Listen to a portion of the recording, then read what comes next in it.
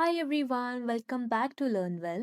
In today's lecture, we will discuss the circular flow of income, chapter number 1 of class 12th Economics. सबसे पहले देखते हैं introduction. The ultimate and recurring wants of human being have made the production process a continuous process. इंसान की अल्टीमेटेड और बार बार repeat होने वाली needs ने प्रोडक्शन प्रोसेस को एक लगातार चलने वाली प्रोसेस बना दिया है. In this process, different factors of production like land, labor, capital, enterprise are combined together for production of goods and services. इस प्रोसेस में प्रोडक्शन के different factor of productions like land, labour, capital और enterprise को goods और services produce करने के लिए एक साथ कंबाइन किया जाता है. Firms produce goods and services with collective efforts of factors of production supplied by the household sector. Firm goods और सर्विसेज का प्रोडक्शन करती है. हाउस होल्ड सेक्टर द्वारा सप्लाई किए गए फैक्टर ऑफ प्रोडक्शन के कलेक्टिव एफर्ट से. फर्म गुड्स और सर्विसेज का प्रोडक्शन करती है हाउस होल्ड सेक्टर द्वारा सप्लाई किए गए फैक्टर ऑफ प्रोडक्शन के कलेक्टिव एफर्ट से. Firms make payment to factor of production in the form of rent, wages, interest, and profit, known as factor income. Firm factor of production को payment करती है. Payment किस वे में? Rent, wages, interest और profit के form में, जिसे factor of income कहा जाता है. The household sector spent this money on the purchases of goods and services produced by the firm. Household sector इस पैसों को फर्म द्वारा प्रोड्यूस किए गए गुड्स और सर्विसेज खरीदने में खर्च करता है. Thus, the income flows first from firm to household and in the form of factor payment, and then from the household to firm in the form of consumption expenditure. इस तरह income पहले firm से household तक factor payments के रूप में flow करती है और फिर हाउस होल्ड से फर्म तक कंजम्पशन एक्सपेंडिचर के रूप में वापस आती है. Such a flow of money is known as circular flow of income.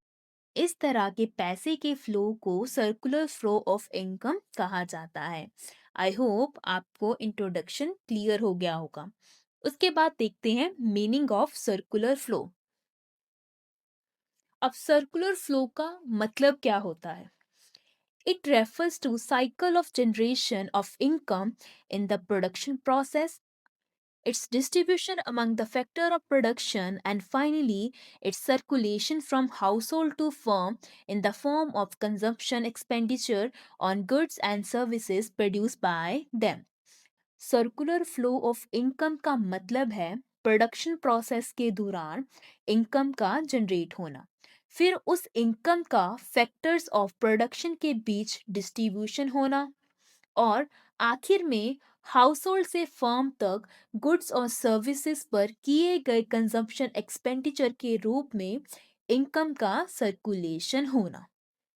Okay, अब देखते हैं phases of circular flow of income.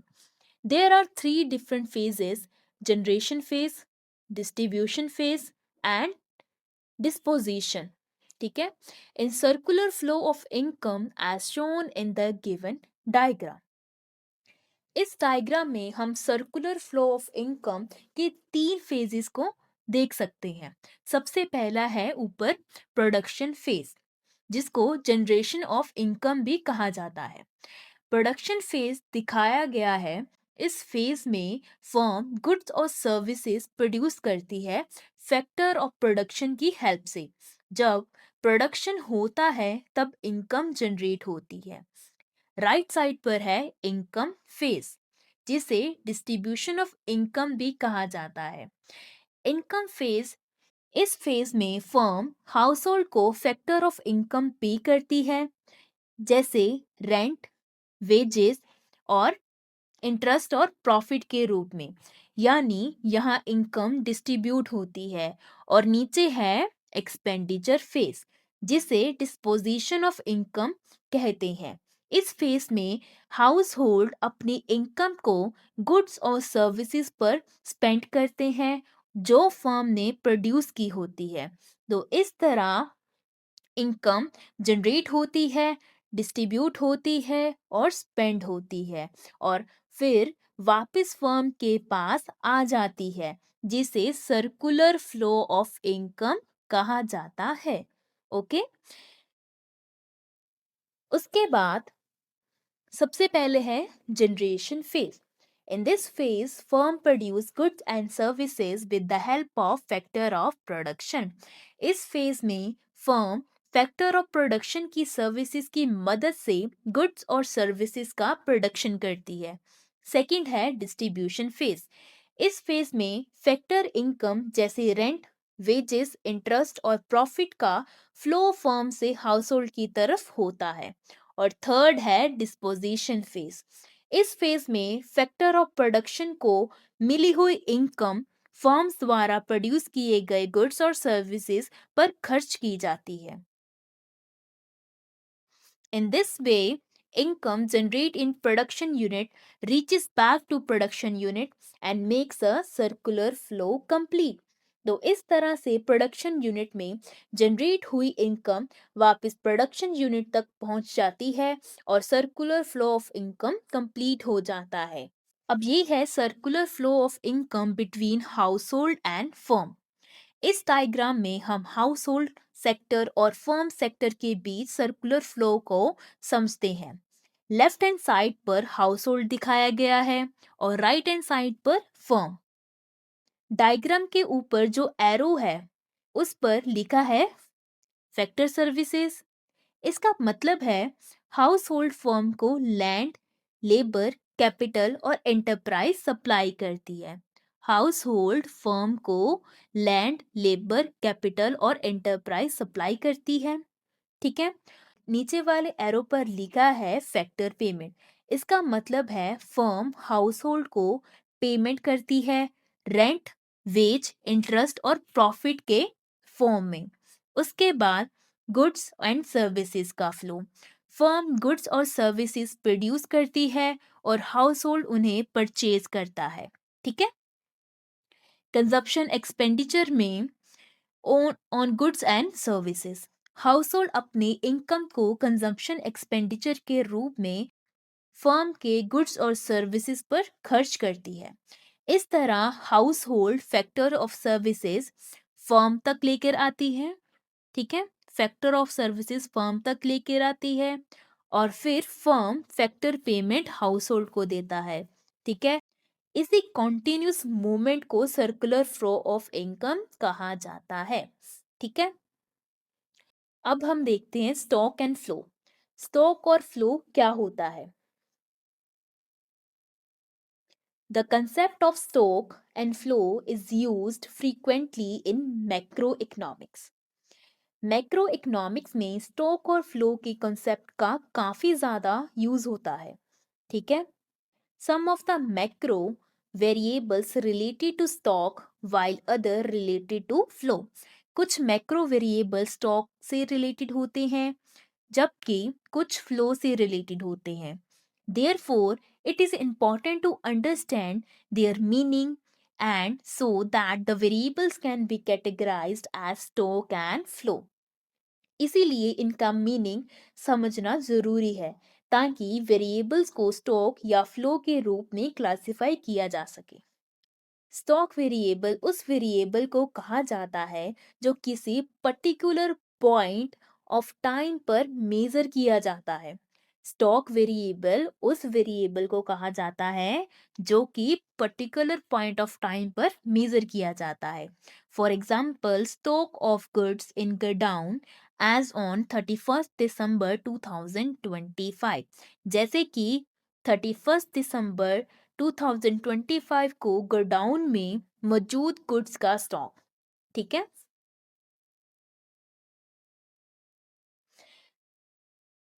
It means stock variable are not time dimensional. इसका मतलब है कि स्टॉक वेरिएबल टाइम डायमेंशनल नहीं होते हैं। स्टॉक वेरिएबल के कुछ और एग्जाम्पल हैं जैसे कि national wealth, national capital, money supply etcetera. अब देखते हैं फ्लो का मतलब क्या है। Flow variable refers to that variable which is measured over a particular period of time. Flow variable उस वेरिएबल को कहते हैं जो किसी टाइम पीरियड के दौरान मेजर किया जाता है। For example, production of goods during the month of January 2025, birth rate in the year 2024, national income in the year 2024 are flow variable। जैसे कि जनवरी 2025 के मंथ में गुड्स का प्रोडक्शन, ईयर 2024 का बर्थ रेट देखा जाता है और ईयर 2024 की नेशनल इनकम, ये सब फ्लो वेरिएबल्स हैं। ठीक है। The period of time could be a day, a week और ईयर एक्सेट्रा। ठीक है। इसका मतलब ये पीरियड ऑफ टाइम एक दिन, एक हफ्ता या फिर एक साल का भी हो सकता है। It means flow variable are dimensional as they are measured for a period of time. इसका मतलब है कि फ्लो वेरिएबल टाइम डायमेंशनल होते हैं क्योंकि उन्हें एक टाइम पीरियड के लिए मेजर किया जाता है। आई होप दोनों का मीनिंग आपको क्लियर है। अब इसके एग्जाम्पल देखते हैं for better clarity. The amount of water in tank is the quantity of water in the tank at a given point of time. Tank में मौजूद पानी की मात्रा किसी पर्टिकुलर टाइम पर पानी की क्वांटिटी को देखती है। On the other hand, water flowing into the tank from a tap in a flow of water being added to the tank per unit of time. दूसरी तरफ टैप से टैंक में आने वाले पानी पर यूनिट ऑफ टाइम ऐड होने वाले पानी का फ्लो होता है। Flow of water from tank, tank से बाहर जाने वाले पानी एक फ्लो है। ठीक है। The total number of houses on as on December 31st 2025 is a stock concept, while the number of houses constructed during the year 2025 is a flow variable। ठीक है। अब हम देखते हैं difference in between stock and flow. सबसे पहला basis है meaning. Stock is a quantity measure at a specific point of time. Stock क्या है? स्टॉक एक ऐसी क्वांटिटी है जो किसी स्पेसिफिक टाइम पॉइंट पर मेजर की जाती है। और flow is a quantity measure over a period of time. Flow एक ऐसी क्वांटिटी है जो किसी टाइम पीरियड के दौरान मेजर की जाती है। सेकंड है टाइम प्रेफरेंस। स्टॉक का रिलेशन होता है एक पर्टिकुलर डेट या फिर मोमेंट से, जैसे एज ऑन 31st December। और फ्लो का रिलेशन होता है टाइम के स्पैन से, जैसे पर मंथ, पर ईयर। ठीक है। थर्ड है नेचर। स्टॉक पोजीशन या स्टेटस को शो करता है और फ्लो मूवमेंट या फिर चेंजेस को शो करता है। फोर्थ है मेजरमेंट। स्टॉक को सिंगल पॉइंट ऑफ टाइम पर मेजर किया जा सकता है और फ्लो को टाइम इंटरवल्स के दौरान मेजर किया जाता है। नेक्स्ट है अकुमुलेशन। स्टॉक पास्ट फ्लो का रिजल्ट होता है और फ्लो स्टॉक को इंक्रीज या फिर डिक्रीज करता है। नेक्स्ट है एग्जाम्पल। स्टॉक के एग्जाम्पल्स हैं जैसे कि capital, wealth, population on January 1st। और फ्लो के एग्जाम्पल्स हैं income, expenditure, birth rate per year. ठीक है। नेक्स्ट है recorded in. Stock balance sheet में रिकॉर्ड होता है और फ्लो को इनकम स्टेटमेंट, जिसे प्रॉफिट एंड लॉस कहते हैं, उसमें रिकॉर्ड किया जाता है। ठीक है। नेक्स्ट है टाइम वर्ड्स यूज। स्टॉक के साथ वर्ड्स यूज होते हैं जैसे कि ऑन, एट, एज ऑन। ठीक है। और फ्लो के साथ वर्ड यूज होते हैं ड्यूरिंग, पर ईयर, फोर। ठीक है। नेक्स्ट बेसिस है चेंज। स्टॉक तब चेंज होता है जब फ्लो होता है और फ्लो स्टॉक में इंक्रीज या डिक्रीज लाता है। And the last is dependency. Stock previous flow पर डिपेंड करता है और फ्लो स्टॉक पर डायरेक्टली डिपेंड नहीं करता। ठीक है। नेक्स्ट है types of goods in economy. इस डायग्राम में इकोनॉमी के गुड्स के टाइप्स दिखाए गए हैं। सबसे पहला है फाइनल गुड्स। फाइनल गुड्स वो गुड्स होते हैं जो डायरेक्टली यूज के लिए रेडी होते हैं और फर्दर रीसेल या प्रोडक्शन के लिए यूज नहीं होते। सेकंड है इंटरमीडिएट गुड्स। इंटरमीडिएट गुड्स वो गुड्स होते हैं जो और गुड्स बनाने के लिए यूज होते हैं। ये रॉ मटेरियल के फॉर्म में काम आते हैं। थर्ड है कंजप्शन या फिर कंज्यूमर गुड्स। ये वो गुड्स होते हैं जो हाउस होल्ड डायरेक्टली कंज्यूम करते हैं, जैसे food items, cloth, soap etcetera. And the last is capital goods. Capital goods वो गुड्स होते हैं जो प्रोडक्शन के लिए यूज होते हैं, जैसे मशीनरी, टूल्स, इक्विपमेंट। ठीक है। उसके बाद देखते हैं difference in between final goods and intermediate goods. सबसे पहला बेसिस है मीनिंग। फाइनल गुड्स ये वो गुड्स होते हैं जो फाइनल यूजर्स के यूज के लिए रेडी होते हैं, और इंटरमीडिएट गुड्स वो गुड्स होते हैं जो फाइनल यूज के लिए रेडी नहीं होते हैं। सेकंड है पर्पस। कंजम्पशन और इन्वेस्टमेंट के लिए यूज होते हैं, और इंटरमीडिएट गुड्स जो होते हैं वो प्रोडक्शन प्रोसेस में एज अ रॉ मटेरियल के रूप में यूज होते हैं। थर्ड है नेचर। फाइनल गुड्स का नेचर डोमेस्टिक और नेशनल इनकम दोनों में इंक्लूड होता है, और इंटरमीडिएट गुड्स का डोमेस्टिक और नेशनल इनकम में इंक्लूड नहीं होता है। ठीक है। नेक्स्ट है वैल्यू एडिशन। फाइनल गुड्स इनमें कोई फर्दर वैल्यू एडिशन नहीं होती है क्योंकि ये रेडी टू यूज होते हैं। वेयर एज इंटरमीडिएट गुड्स इनमें वैल्यू ऐड की जाती है क्योंकि ये रेडी टू यूज नहीं होते हैं। ये एज अ रॉ मटेरियल के as a raw material use किए जाते हैं फॉर फर्दर प्रोडक्शन। नेक्स्ट है प्रोडक्शन बाउंड्री। इन फाइनल गुड्स प्रोडक्शन बाउंड्री को क्रॉस कर चुके होते हैं, और इन इंटरमीडिएट गुड्स अभी भी प्रोडक्शन बाउंड्री के अंदर होते हैं। लास्ट है एग्जाम्पल। फाइनल गुड्स की एग्जाम्पल है जैसे कि milk purchase by household for consumption और machinery purchase as investment. Whereas intermediate goods की एग्जाम्पल है milk purchase by a biscuit company in the raw material. ठीक है। और दूसरी है milk purchase by dairy for further processing. Next है basic formulas of conversion.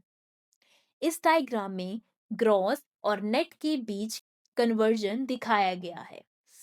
ठीक है। जब हम ग्रॉस से नेट पर जाते हैं तो हम कंजम्पशन ऑफ फिक्स्ड कैपिटल को माइनस करते हैं। जब हम ग्रॉस से नेट पर जाते हैं तो कंजम्पशन ऑफ फिक्स्ड कैपिटल को माइनस करते हैं। कंजम्पशन ऑफ फिक्स कैपिटल हो, चाहे डेप्रिसिएशन हो या फिर एसिड रिप्लेसमेंट, उन सबको हम माइनस करते हैं। ठीक है। और जब हम नेट से ग्रॉस तक जाते हैं तब इन सब चीजों को ऐड करते हैं। ठीक है। इसका फॉर्मूला होता है net equals to gross minus depreciation. ठीक है। सेकंड है नेशनल इनकम और डोमेस्टिक इनकम के बीच, जिसे NFIA भी कहा जाता है। इस डायग्राम में नेशनल और डोमेस्टिक इनकम के बीच रिलेशन दिखाया गया है। यहाँ बीच में दिया है NFIA equals to FIFA minus FITA. ठीक है। फीफा होता है फैक्टर इनकम फ्रॉम अब्रोड और फीटा होता है फैक्टर इनकम टू अब्रोड, और NFIA होता है net factor income from abroad. जब हम डोमेस्टिक इनकम से नेशनल इनकम तक जाते हैं तब NFIA ऐड करते हैं, और जब हम नेशनल इनकम से डोमेस्टिक इनकम तक जाते हैं तब NFIA माइनस करते हैं। को याद करने की ट्रिक है national equals to domestic plus NFIA। ठीक है। उसके बाद थर्ड है मार्केट प्राइस और फैक्टर कॉस्ट के बीच। इस डायग्राम में मार्केट प्राइस और फैक्टर कॉस्ट का कन्वर्जन दिखाया गया है। बीच में लिखा है NIT equals to IT minus subsidies. NIT होता है नेट इनडायरेक्ट टैक्स और IT होता है इनडायरेक्ट टैक्स। जब हम मार्केट प्राइस से फैक्टर ऑफ कॉस्ट तक जाते हैं तब हम NIT को माइनस करते हैं, और जब फैक्टर कॉस्ट से मार्केट प्राइस तक जाते हैं तब हम NIT को प्लस करते हैं। ठीक है, मार्केट प्राइस में टैक्स इंक्लूड होता है, इसीलिए फैक्टर कॉस्ट निकालने के लिए टैक्स माइनस करते हैं। ठीक है, national income equals to NNP at factor cost, जिसे NNPFC कहा जाता है। सेकंड है domestic income, NDP at factor cost, जिसे NDPFC कहते हैं। ठीक है, उसके बाद है 3 methods of estimating national income. 3 method कौन कौन से हैं? प्रोडक्शन मेथड, इनकम मेथड और एक्सपेंडिचर मेथड। सबसे पहले है प्रोडक्शन मेथड, सेकंड है इनकम मेथड और थर्ड है एक्सपेंडिचर मेथड। प्रोडक्शन मेथड पे हम GDP-MP या फिर GVA-MP कैलकुलेट करते हैं। इनकम मेथड में हम NDP-FC कैलकुलेट करते हैं और थर्ड एक्सपेंडिचर मेथड में हम GDP-MP कैलकुलेट करते हैं। एग्जाम में क्वेश्चन आता है name the 3 method of measuring national income, तब आप ये तीनों मेथड लिखोगे विद एग्जांपल। ठीक है, उसके बाद है प्रोडक्शन मेथड, जिसे वैल्यू एडेड मेथड या फिर प्रोडक्ट मेथड भी कहा जाता है। इस मेथड में हम GDP एट मार्केट प्राइस या GVA एट मार्केट प्राइस निकालते हैं। GVA अलग अलग सेक्टर के लिए कैलकुलेट होता है, प्राइमरी, सेकेंडरी और टर्जरी। ठीक है, इन सब को ऐड करने पर GDP-MP मिलता है। इसका फॉर्मूला है GVA-MP। ठीक है, GVA-MP equal to sales plus change in stock minus intermediates consumption. ठीक है, और वैल्यू ऑफ आउटपुट का फॉर्मूला है sales plus change in stock. ठीक है, चेंज इन स्टॉक का फॉर्मूला है closing stock minus opening stock. इसे इन्वेंट्री इन्वेस्टमेंट भी कहा जाता है। और सेल्स का फॉर्मूला है डोमेस्टिक सेल्स प्लस एक्सपोर्ट्स। ठीक है, इलेक्ट्रिसिटी कंजम्पशन इंटरमीडिएट कॉस्ट होता है और फाइनल गुड्स को कभी इंटरमीडिएट में काउंट नहीं करते हैं। नेक्स्ट है इनकम मेथड। इस मेथड से हम NDP एट फैक्टर कॉस्ट, जिसे NDPFC कैलकुलेट करते हैं। इसका फॉर्मूला है consumption of employees COE plus operating surplus OS plus mixed income of self employed. Income method का फॉर्मूला है कंजम्पशन ऑफ एम्प्लॉयज, जिसे COE कहा जाता है, उसमें ऐड करते हैं हम ऑपरेटिंग सरप्लस, जिसे OS बोलते हैं, और plus mixed income of self employed. इसके कंपोनेंट्स क्या हैं? ठीक है, COE कंजम्पशन ऑफ एम्प्लॉयज में वेजेस प्लस सैलरी, कैश या काइंड ऐड होता है। Employers contribution to society security. ठीक है, एम्प्लॉय का कंट्रीब्यूशन इंक्लूड नहीं होता है। OS, जिसे ऑपरेटिंग सरप्लस कहते हैं, उसमें rent plus royalty plus interest plus profit आता है, और प्रॉफिट में undistributed profits plus dividend plus corporate tax आता है। और मिक्स्ड इनकम में सेल्फ एम्प्लॉयड की इनकम होती है। अगर क्वेश्चन में ना दी हो तो जीरो अज्यूम करते हैं। ये इंपॉर्टेंट है, याद रखना। अगर क्वेश्चन में ना दी हो तो जीरो अज्यूम करना है। ठीक है, उसके बाद थर्ड है एक्सपेंडिचर मेथड। एक्सपेंडिचर मेथड में हम कैलकुलेट करते हैं GDP-MP। एक्सपेंडिचर मेथड का use GDP-MP eight market price calculate करने के लिए किया जाता है।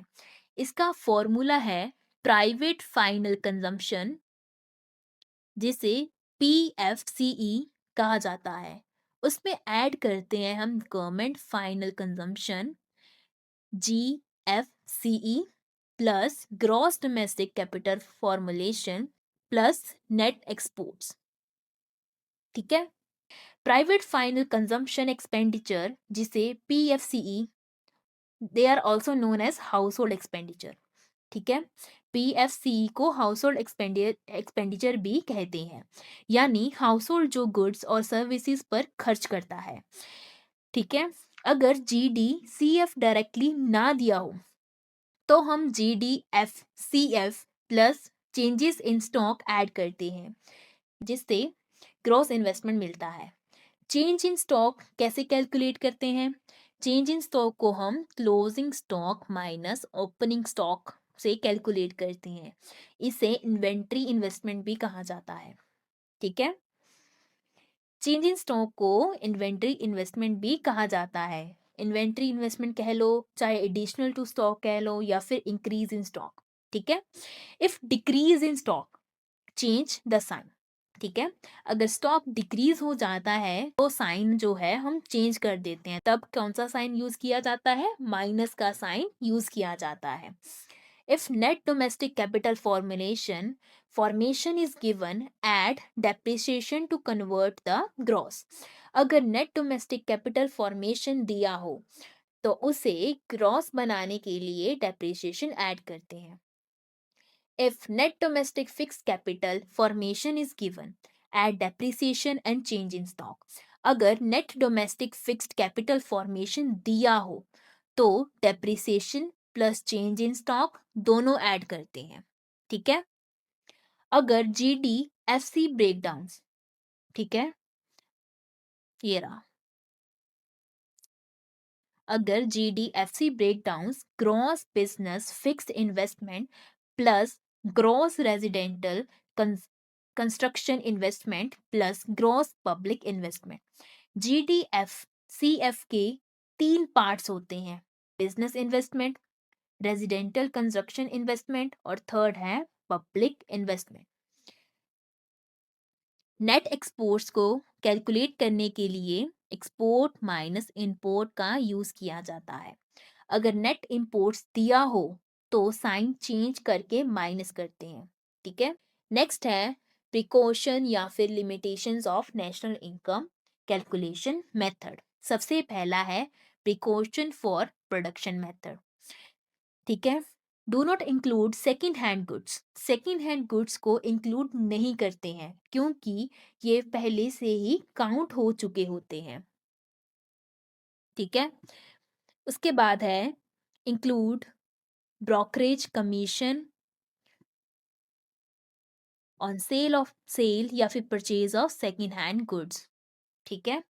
सेकेंड हैंड गुड्स की सेल परचेज पर जो ब्रोकरेज या फिर कमीशन होता है उसे इंक्लूड करते हैं क्योंकि वो न्यू सर्विसेज है। ठीक है। उसके बाद है include estimated value of self consume produce. Self consumed produce का एस्टीमेट वैल्यू इंक्लूड करते हैं। जो फार्मर्स होते हैं वो अपना अनाज खुद कंज्यूम करते हैं। Do not include intermediate goods. Intermediate goods को इंक्लूड नहीं करते हैं ताकि डबल काउंटिंग अवॉइड हो सके। ये इंपॉर्टेंट है, इसको हाईलाइट करना है। ठीक है।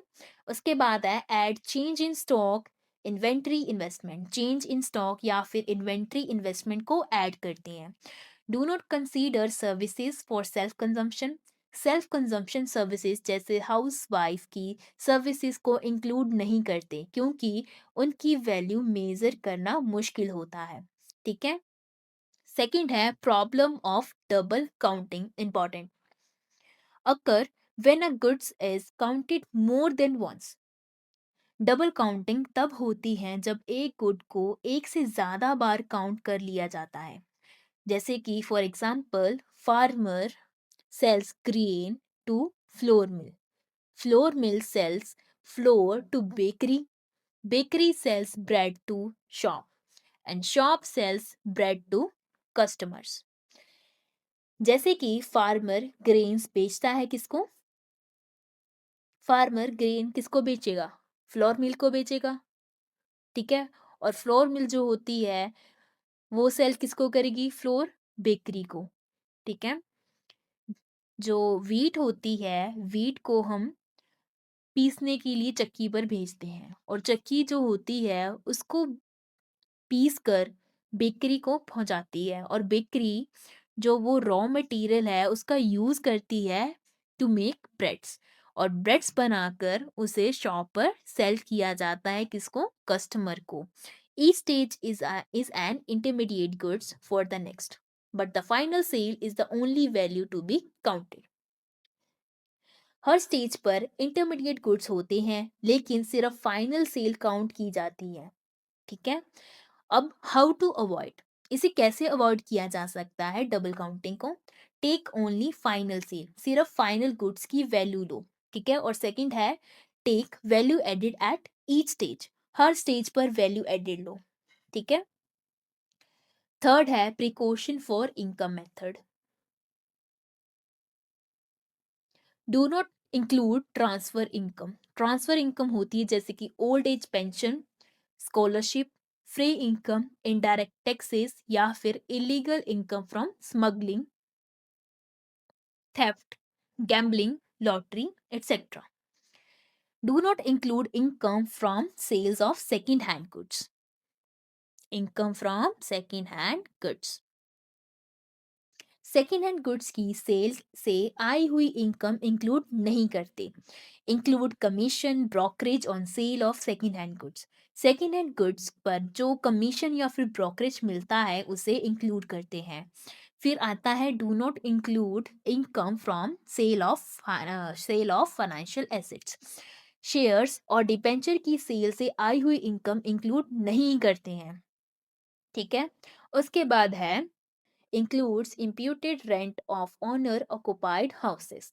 ओनर ऑक्युपाइड हाउसेस का imputed rent इंक्लूड करते हैं, ठीक है? यानी एस्टिमेटेड रेंट वैल्यू जो होती है उसे इंक्लूड किया जाता है। Next, precaution for expenditure method. Do not include expenditure on second hand goods. Second hand goods पर जो खर्चे किए जाते हैं उसको इंक्लूड नहीं किए जाता, ठीक है? अगला है add estimated expenditure on self consume produce. Self consume produce का एस्टिमेट एक्सपेंडिचर ऐड करते हैं। फिर आता है do not add transfer payment.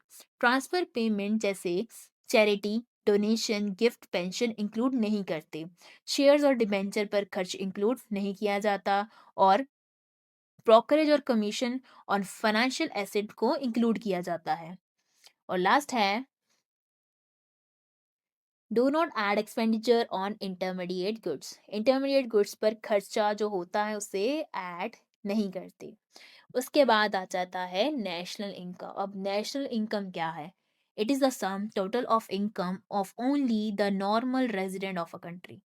National income का मतलब है सिर्फ नॉर्मल रेजिडेंट की टोटल इनकम, ठीक है?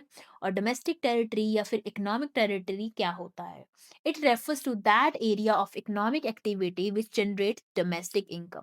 डोमेस्टिक या इकोनॉमिक टेरिटरी वो एरिया होता है जहां इकोनॉमिक एक्टिविटीज होती हैं और डोमेस्टिक इनकम जनरेट होती है, ठीक है? नेक्स्ट है domestic territory does not include. इसमें शिप्स और एयरक्राफ्ट ऐड नहीं किए जाता, ठीक है? Fishing vessels and oil rigs नहीं ऐड होते। और लास्ट है embassies. Domestic territory does not include किसी फॉरेन कंट्री की एम्बेसी या मिलिट्री इस्टेब्लिशमेंट अगर इंडिया के अंदर लोकेटेड हो तो वो इंडिया का डोमेस्टिक टेरिटरी का पार्ट नहीं होता है, ठीक है? और सेकंड जो हमने रीड किया था वो है इंटरनेशनल ऑर्गेनाइजेशन जैसे कि यूएनओ, डब्ल्यूएचओ, डब्ल्यूटीओ। अगर ये ऑर्गेनाइजेशन हमारी कंट्री की ज्योग्राफिकल बाउंड्रीज के अंदर भी हो फिर भी ये इंडिया की डोमेस्टिक टेरिटरी का पार्ट नहीं होती क्योंकि ये ऑर्गेनाइजेशन इंटरनेशनल कंट्रोल के अंडर होती है, ना कि किसी कंट्री के, ठीक है? उसके बाद है differentiate between depreciation and capital loss. सबसे पहला है मीनिंग। डेप्रिसिएशन का मतलब क्या है? फिक्स्ड एसेट की वैल्यू का रेगुलर यूज या फिर टाइम के साथ साथ धीरे धीरे कम होना, उसे क्या कहते हैं? डेप्रिसिएशन, जिसे वियर एंड टीयर भी कहा जाता है। जैसे जैसे एसेट का यूज होता है वैसे वैसे उसकी वैल्यू कम होती जाती है। और कैपिटल लॉस का मतलब होता है एसेट की वैल्यू का अचानक से अनएक्सपेक्टेड इवेंट की वजह से लॉस होना। ठीक है। सेकंड है नेचर। डेप्रिसिएशन किस नेचर का होता है? नॉर्मल या फिर एक्सपेक्टेड लॉस होता है। ठीक है, जो कि हमें पता है with the passage of time उसकी वैल्यू डिक्रीज होनी ही होनी है। और जो कैपिटल लॉस होता है वो अब नॉर्मल और अनएक्सपेक्टेड नेचर का होता है, जिसका हमें पता नहीं होता है कि कब क्या हो जाए। थर्ड है कॉजेज। डेप्रिसिएशन के क्या कॉजेज हैं? रेगुलर यूज, एजिंग और ऑब्सोलेंस की वजह से ये होता है। और कैपिटल लॉस का क्या एग्जांपल होगा? Fire, flood, earthquake, accident, war. हमें क्या पता कब अर्थक्वेक आ जाए, कब फ्लड आ जाए, कब फायर लग जाए हमारी फैक्ट्री में, ठीक है, एक्सीडेंट कब हो जाए, हमें कुछ नहीं पता। ये क्या है? Unexpected losses. उसके बाद है अक्रेंस। डेप्रिसिएशन हर साल होता है और कैपिटल लॉस रेगुलरली नहीं होता है। फिफ्थ है ट्रीटमेंट इन नेशनल इनकम। डेप्रिसिएशन की ट्रीटमेंट कैसे होती है? नेशनल इनकम कैलकुलेट करते टाइम इंक्लूड किया जाता है, यानी ग्रोथ से माइनस करके नेट निकालते हैं। ठीक है। और कैपिटल लॉस कैसे निकलता है? नेशनल इनकम में इंक्लूड नहीं किया जाता इसे। ठीक है। लास्ट है इफेक्ट ऑन प्रोडक्शन। क्या इफेक्ट पड़ता है प्रोडक्शन का? कोई इफेक्ट नहीं पड़ता, इट डज नॉट इफेक्ट। ठीक है। और जो कैपिटल लॉस है उसमें प्रोडक्शन का क्या इफेक्ट होता है? इट मे स्टॉप और रिड्यूस द प्रोडक्शन। या तो प्रोडक्शन रुक जाएगी, ठीक है, या फिर प्रोडक्शन कम हो जाएगी। ठीक है। नेक्स्ट लेक्चर में हम मनी चैप्टर करेंगे। आई होप आपको सर्कुलर फ्लो ऑफ इनकम बिल्कुल क्लियर हो गया होगा। अगर आपको ये वीडियो अच्छी लगी हो तो इसे लाइक करें, ज़्यादा से ज़्यादा अपने दोस्तों के साथ शेयर करें और मेरे चैनल लर्न वेल को सब्सक्राइब करना बिल्कुल मत भूलना। मिलते हैं नेक्स्ट वीडियो में मनी टॉपिक के साथ। Until then, keep learning, keep growing only with Learn Well.